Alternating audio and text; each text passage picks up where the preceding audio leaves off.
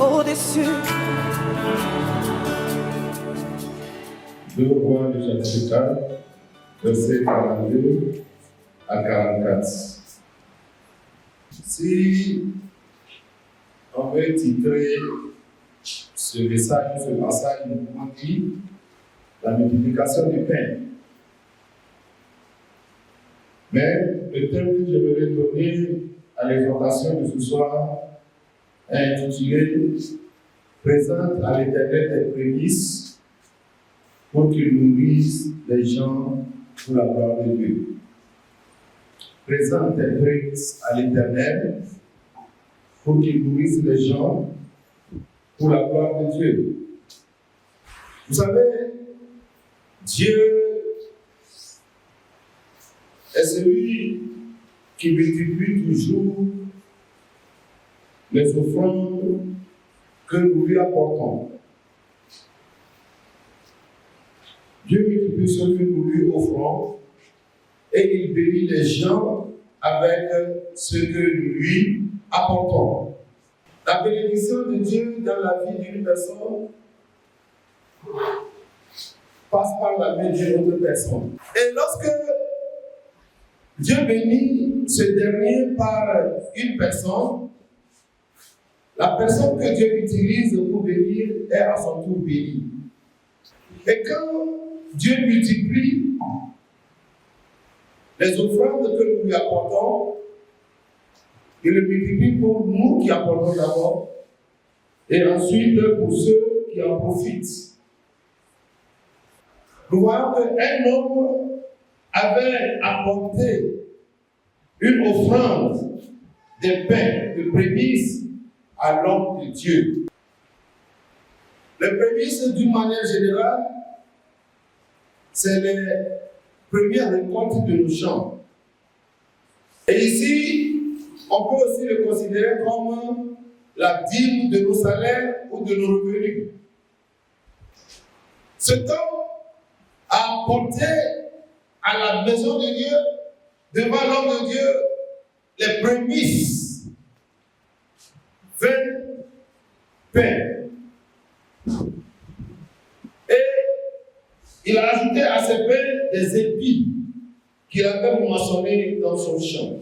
Et quand l'homme de Dieu a reçu cela, il dit à son serviteur, donne ces 20 pains aux gens qui sont là avec moi. Et le serviteur répond en disant, mais cela ne peut pas suffire. 20 baguettes de pain à 100 personnes. Ils vont couper ça comment? Ils vont partager comment pour manger? Là, il y a de l'inquiétude qui s'installe. Mais vous savez, Dieu est toujours celui qui multiplie. Il est toujours celui qui multiplie. Rien n'est peu devant le Seigneur. Souvent, les gens pensent que ce que je possède, c'est si peu que je ne peux pas l'offrir à l'Éternel. Bien aimé, rien n'est petit devant Dieu. Puisque Dieu ne voit pas la quantité de ce que nous lui apportons, mais il voit la qualité du cœur qu'il apporte devant lui. La disponibilité du cœur qu'il apporte devant Dieu est plus important pour Dieu que la quantité de ce que nous apportons. L'offrande que tu fais à l'Éternel, ce n'est pas ça qui lui est important ou agréable, mais c'est la disponibilité de ton cœur qui apporte à Dieu qui lui est important. C'est pourquoi Samuel pouvait dire au roi Saül, l'obéissance vaut mieux que les sacrifices. Ça ne sert à rien de vouloir faire des sacrifices si ton cœur n'est pas soumis, obéissant et disponible. Vous savez, beaucoup de gens apportent dans la maison de Dieu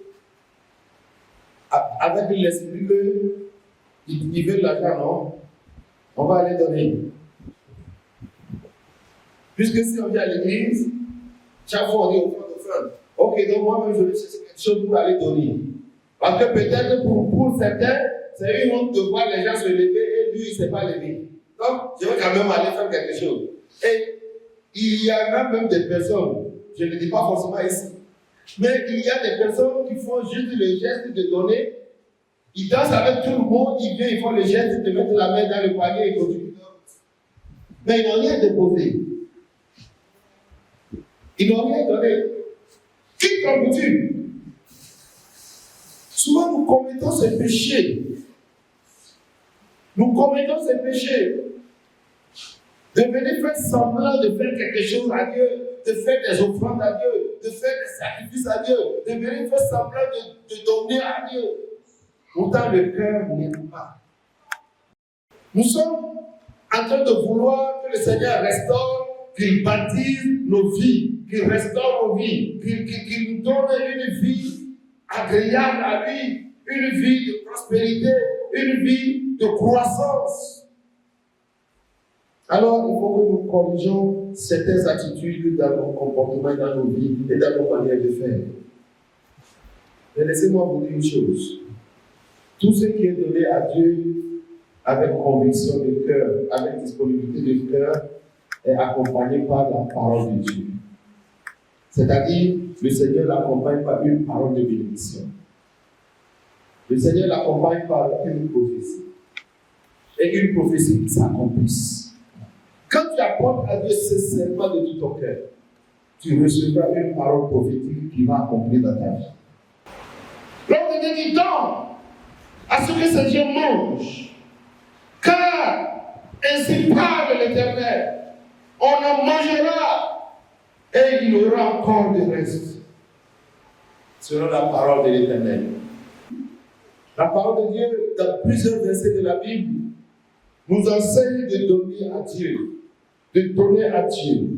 pour qu'il nous bénisse et qu'il bénisse ceux qui en profitent. Nous avons plein de versets dans la parole de Dieu.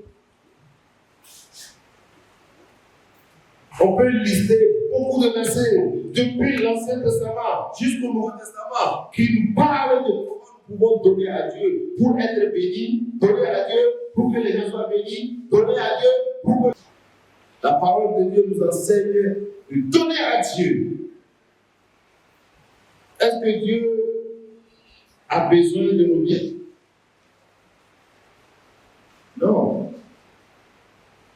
Mais pourquoi Dieu nous demande dans toute sa parole de lui donner? La première raison, c'est pour notre propre bien. C'est pour nous enseigner à être libéral. C'est pour nous bénir en retour.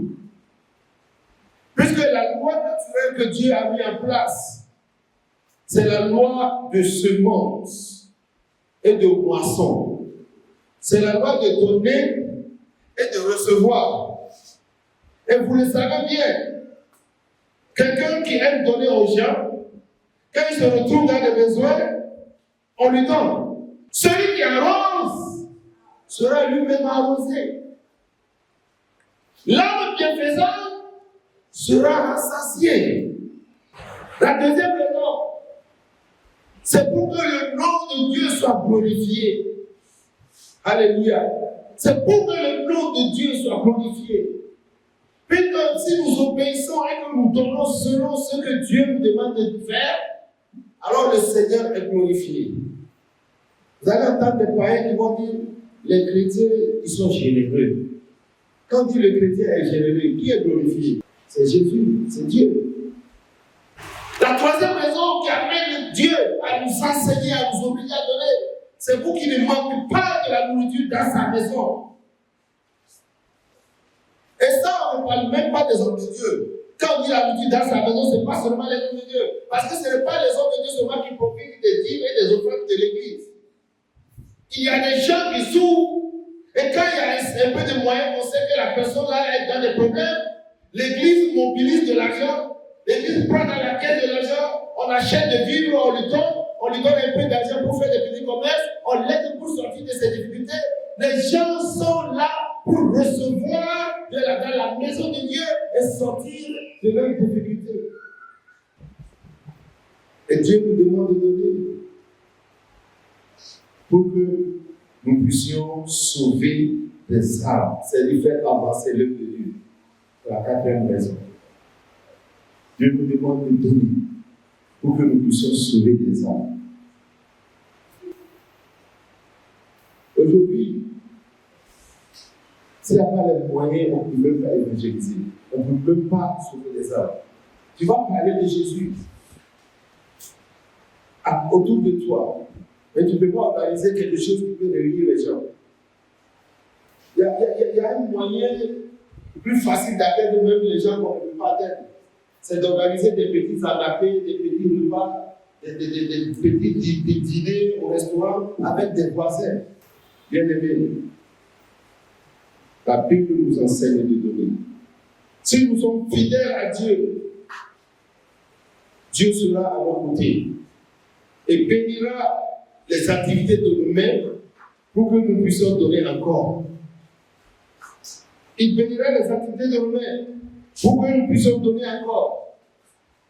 Si nous sommes fidèles, Dieu bénira les gens au travers de nos actions. Il est vrai que les choses sont très difficiles maintenant. Ça, c'est vrai. Mais dans tout ça, nous devons rester fidèles à Dieu, avec le peu que le Seigneur met à notre disposition. Et quand nous prenons le peu que nous offrons à Dieu dans le peu que nous avons, l'huile ne finira pas dans notre maison, la farine ne finira pas dans notre maison. Le Seigneur fera tout pour que nous puissions avoir et encore et encore et encore. Parcourez toute la parole de Dieu, vous allez voir. Partout où Dieu veut faire un miracle ou une multiplication, il y a toujours l'homme qui donne sa part. C'est avec Élie. Donne-moi à manger d'abord. C'est la veuve qui a donné la farine. Et cette farine qu'on a pris pour préparer les gâteaux à Élie s'est multipliée jusqu'à ce que la famille est partie. L'autre veuve qui est venue vers Élisée, Élisée dit: qu'est-ce que tu as chez toi? Elle dit: un peu dur. Et c'est un peu dur là que Dieu a multiplié jusqu'à celui qui retient à l'excès sa pauvreté. Celui qui retient à l'excès. Jésus, pour nourrir 5000 hommes, a pris l'offrande d'un petit garçon. L'enfant était obligé d'offrir sa nourriture, toute sa nourriture. Il n'a pas réservé. Puisque quand les disciples étaient venus vers lui, c'est tout ce que l'enfant possédait, c'est ça qu'ils ont pris. Ils ont dit: Seigneur, voilà un enfant qui a 5 pains et 2 poissons. Donc ils ont ramassé tout. Et c'est un enfant. Imaginons que le pain là n'a pas suffi. Dieu n'a pas multiplié, Jésus n'a pas multiplié, pour que tout le monde gagne jusqu'à sa reste. L'enfant là qui est enfant parmi des adultes, peut-être ne va même pas trouver même un morceau de son propre pain. Et il était capable et prêt à donner. Et je m'en vais terminer avec les enfants en disant: offrez à l'Éternel. Vous les enfants, donnez à l'Éternel. Dieu a besoin de vos offrandes, comme ce petit garçon. Dans Matthieu 14, Dieu a besoin de vos offrandes. Ne dites pas: non, moi je ne travaille pas, on me donne que petit déjeuner, on me donne que l'argent de récréation. Donne à l'Éternel, donne l'argent de récréation. Et Dieu pourvoira non seulement aux besoins des parents pour qu'on te donne toujours, mais Dieu prendra soin de toi. Personne n'est épargné dans cette affaire de semer dans la maison de Dieu. Cet homme a apporté les prémices et Dieu l'a béni. Dieu veut nous bénir. Le désir de Dieu, c'est de nous bénir. Ne suivez pas des menteurs qui vous détournent de la grâce que Dieu a réservée pour vous, de la bénédiction que Dieu a réservée pour vous. La bénédiction de l'Éternel se manifeste sur ceux qui sont fidèles à sa parole. Et Dieu veut nous bénir. Dieu désire nous bénir. Dieu désire nous garder dans la joie. Dieu désire pourvoir toujours à nos besoins. Même quand ça chauffe, Dieu est prêt à pourvoir. Et nous devons être obéissants et fidèles à Dieu.